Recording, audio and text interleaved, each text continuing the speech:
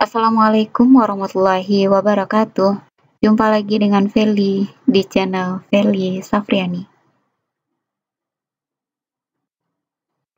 Baiklah Bapak Ibu, kali ini kita akan membahas soal teknis pedagogi P3K tahun 2021.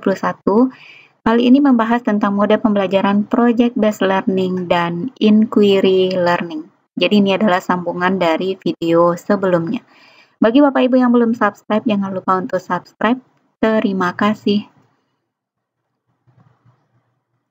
Soal pertama, berikut adalah langkah-langkah pembelajaran dengan model Project Based Learning. 1. Penentuan pertanyaan mendasar. 2. Menyusun jadwal. 3. Menguji hasil. 4. Memonitor peserta didik dan memajukan proyek. 5. Mendesain dan perencanaan proyek. 6. Mengevaluasi pengalaman. Urutan sintaks PJBL atau Project Based Learning yang benar adalah A 152436, B 123456, C 246156, D 654321. Jadi, langkah pembelajaran dari mode Project Based Learning atau PJBL itu adalah yang pertama, penentuan pertanyaan mendasar. Jadi nomor 1. Yang kedua, mendesain perencanaan proyek. Berarti di soal itu adalah nomor 5, 1-5. Yang ketiga, menyusun jadwal atau create a schedule. Berarti jawabannya itu adalah yang nomor 2, 152. Kemudian yang keempat, memonitor peserta didik dan memajukan proyek. Monitor the student and progress of the project. Jadi selanjutnya itu nomor 4. Selanjutnya, menguji hasil atau assess the outcome. Jadi selanjutnya itu nomor 3 di soal. Dan terakhir, mengevaluasi pengalaman. Evaluate the experience. Yang terakhir itu nomor 6. Jadi urutan yang benar adalah 1, 5, 2, 4, 3, 6. Jawabannya adalah A.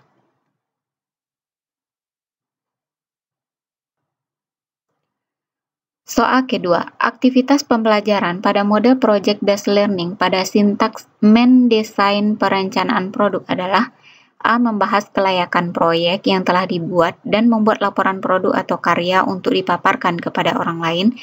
B. Peserta didik berdiskusi menyusun rencana pembuatan proyek pemecahan masalah meliputi pembagian tugas, persiapan alat, bahan, media, dan sumber yang dibutuhkan. Yang C. Peserta didik melakukan pembuatan proyek sesuai jadwal, mencatat setiap tahap, mendiskusikan masalah yang muncul selama penyelesaian proyek dengan guru. Dan yang D. Peserta didik menyusun jadwal penyelesaian proyek dengan memperhatikan batas waktu yang ditentukan. Jadi kalau sintaks untuk mendesain perencanaan produk itu adalah yang B. Peserta didik berdiskusi menyusun rencana pembuatan proyek pemecahan masalah. Di sana dibagi tugasnya, dipersiapkan alat bahan, media, dan sumber yang dibutuhkan. Nah, ini adalah pembahasan apa saja tindakan yang dilakukan oleh siswa ataupun guru dalam setiap sintaks pembelajaran model PJBL. Yang pertama, penentuan pertanyaan mendasar. Merupakan langkah awal dari sintaks PJBL. Peserta didik mengamati lebih dalam terhadap pertanyaan yang muncul dari fenomena yang ada. Yang kedua, mendesain perencanaan proyek. Peserta didik berdiskusi menyusun rencana pembuatan proyek, pemecahan masalah meliputi pembagian tugas, persiapan alat, bahan, media, dan sumber yang dibutuhkan. Yang ketiga, menyusun jadwal, yaitu penjadwalan ini penting untuk melaksanakan proyek sesuai target. Jadi dibuat misalnya hari ini harus mengerjakan apa, hari selanjutnya harus apa yang diselesaikan. Yang keempat, memonitor peserta didik dan kemajuan proyek. Jadi guru melakukan monitoring perkembangan proyek. Peserta didik mengevaluasi proyek yang sedang dikerjakan. Yang kelima, menguji hasil, yaitu fakta dan data percobaan digabungkan dengan data dari berbagai sumber. Yang terakhir, mengevaluasi pengalaman, yaitu mengevaluasi kegiatan sebagai acuan perbaikan untuk proyek lainnya. Jadi proyek lainnya ini bisa di mata pelajaran yang sama atau di mata pelajaran yang lainnya.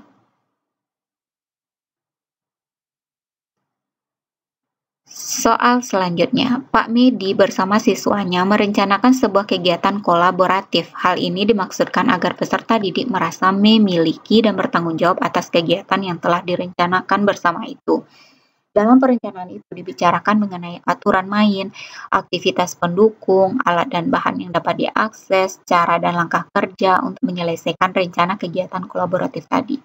Mode pembelajaran yang dipraktekkan Pak Medi mencerminkan prinsip modal A. Problem based learning, B. Project based learning, C. Inquiry learning, D. Discovery learning.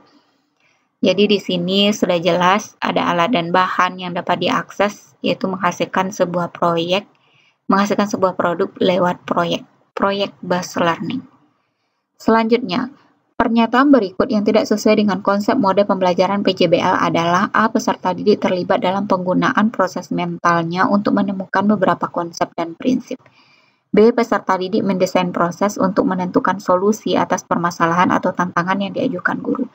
C. Model pembelajaran yang melibatkan siswa dalam satu kegiatan proyek yang menghasilkan suatu produk. D. Sebagai wahana memahami permasalahan yang kompleks dan mengembangkan kemampuan melakukan investigasi. Jadi di sini sudah jelas jawabannya itu adalah C. Ada proyek dan ada produk. Selanjutnya, pada tahap awal model latihan inquiry yang bukan merupakan kegiatan keterlibatan siswa adalah, jadi di sini yang ditanya adalah sintaks inquiry namun tidak melibatkan siswa di dalamnya. Yang A. Melakukan pengamatan terhadap masalah yang diberikan, B. Memberikan respon positif terhadap masalah yang disajikan, C. Mengungkapkan ide awal, D. Mengidentifikasi masalah. Jadi langkah pembelajaran pada model inquiry learning itu adalah yang pertama, guru menyajikan masalah. Jadi di sini siswa tidak terlibat. Yang kedua, siswa mengajukan pertanyaan dan kemungkinan jawabannya tentang masalah yang disajikan. Yang ketiga, mengumpulkan data berkaitan dengan pertanyaan yang diajukan.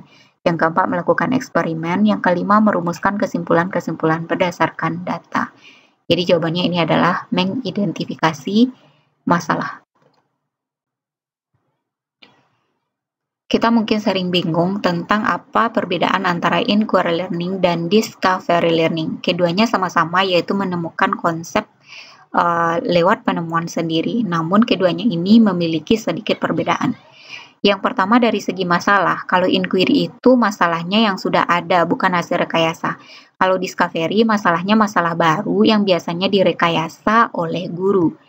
Kemudian dari segi peran, inquiry itu guru sebagai moderator, sedangkan pada discovery yaitu guru sebagai pembimbing.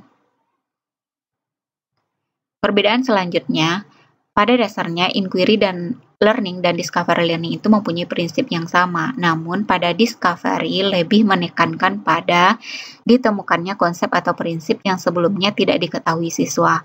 Lalu masalah yang dihadapkan kepada siswa itu adalah masalah yang direkayasa oleh guru. Dengan kata lain, sebenarnya jawaban dari masalah itu sudah ada, namun belum diketahui oleh siswa. Sedangkan inquiry learning, masalahnya bukan hasil rekayasa, sehingga siswa harus mengarahkan seluruh pikiran dan keterampilannya untuk mendapatkan temuan-temuan dalam memecahkan masalah itu melalui penelitian.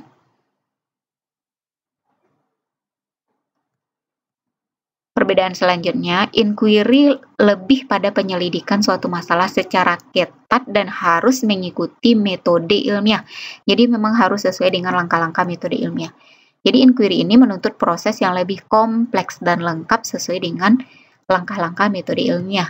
Sedangkan discovery ini tidak harus penyelidikan masalah, tapi dapat juga berupa penemuan biasa dan dapat memecahkan persoalan yang tidak terlalu konkret.